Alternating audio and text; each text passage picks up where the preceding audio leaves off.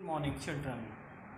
BEd second year अर्थात BEd द्वितीय वर्ष पेपर 10 पेपर 10 आपका आता है, जिसका किताब का नाम है क्रिएटिंग एंड इंक्लूसिव स्कूल अर्थात एक समावेशी शिक्षा का निर्माण।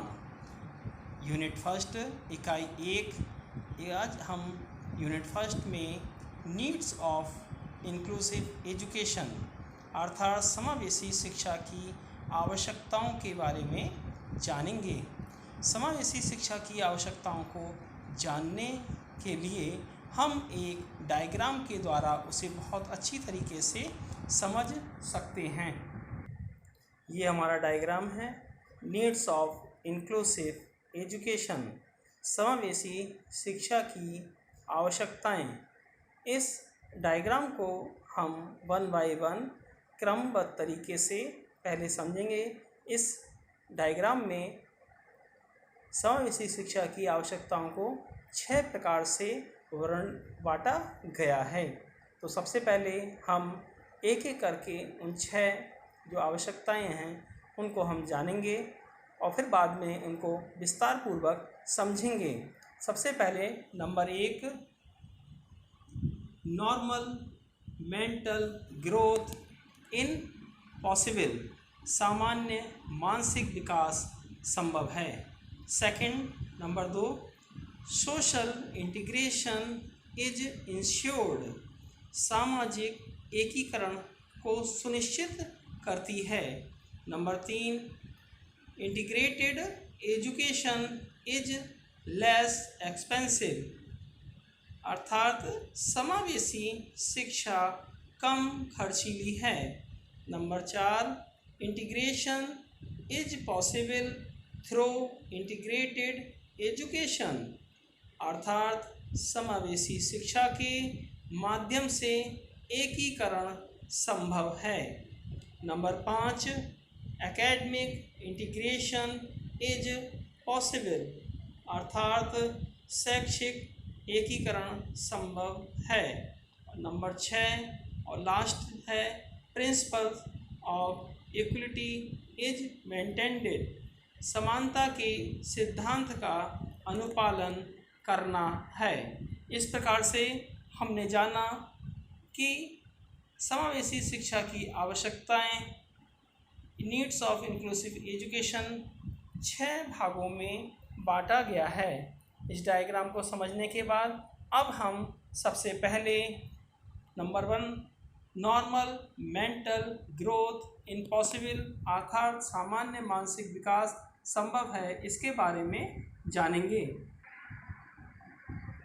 Mental complexity is key in specialised education, handicapped children think of themselves as inferior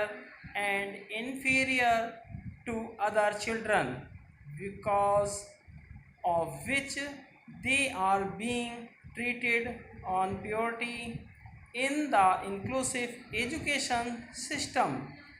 The handicapped are provided with the opportunity to mentally progress with normal children. Every child thinks that he is somehow despised by another child. In this way, inclusive education system leads to normal mental progress of child. अभी हमने जाना normal mental growth in possible को English में, अब हम उसकी का हिंदी में जानेंगे। सामान्य मानसिक विकास संभव है। विशिष्ट शिक्षा में मानसिक जटिलता मुख्य है। अपंग बालक अपने आप को दूसरे बालकों की अपेक्षा तुच्छ तथा हीन समझते हैं, जिसके कारण उनके साथ पृथकता से व्यवहार किया जा रहा है। समावेशी शिक्षा व्यवस्था में अपंगों को सामान्य बालकों के साथ मानसिक रूप से प्रगति करने का अवसर प्रदान किया जाता है। प्रत्येक बालक सोचता है कि वह किसी भी प्रकार से किसी अन्य बच्चे से तुच्छ रहा है। इस प्रकार समावेशी शिक्षा पद्धति बालकों की सामान्य मानसिक प्रगति को अग्रसर करती है। अब हम लोग second point, social integration is insured, सामाजिक एकीकरण को सुनिश्चित करती है, इसके बारे में जानेंगे। सेकंड पॉइंट आ गया आपका, इसमें social integration is insured. Some social guns are very consist among handicapped children. When they get education with normal children, handicapped boys find a greater number of common boys, and due to the same socialization, social qualities are also captured with other children. They develop social normal qualities, love, sympathy, mutual support, etc.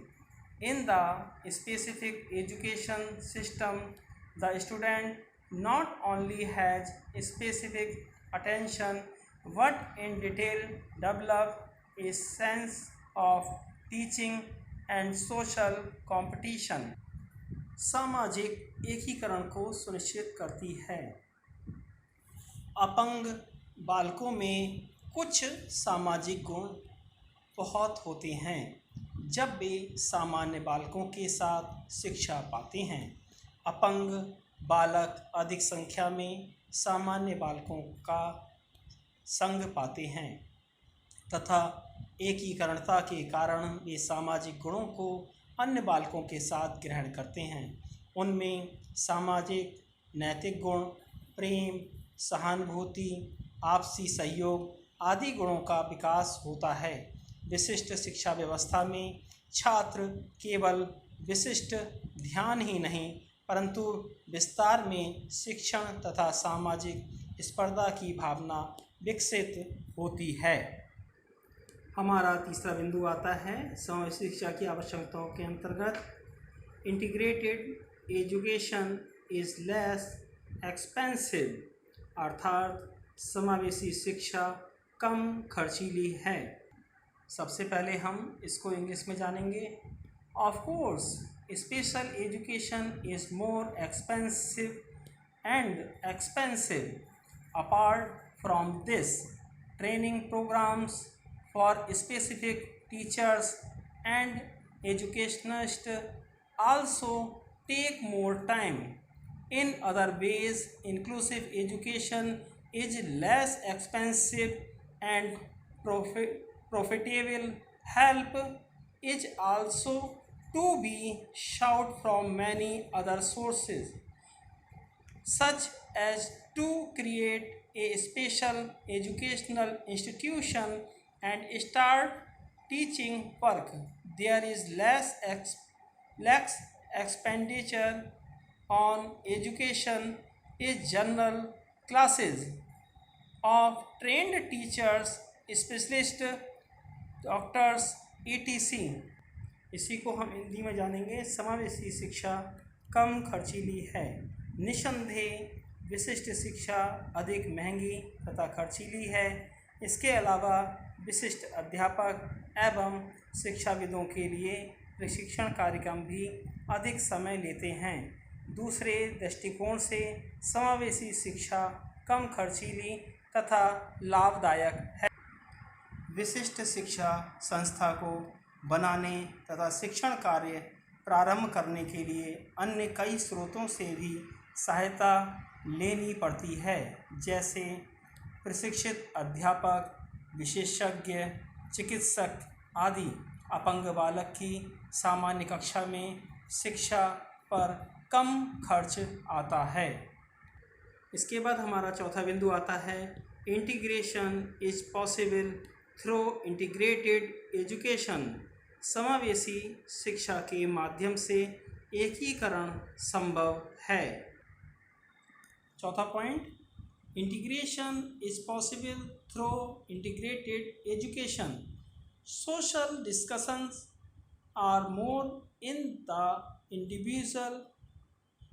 inclusive education system than in the special education system that is, the pronunciation is more. A natural bathing is made under general education in this handicapped and normal children. In this conversation, it is possible through inclusive education to expect learning from your peer and expect yourself by others.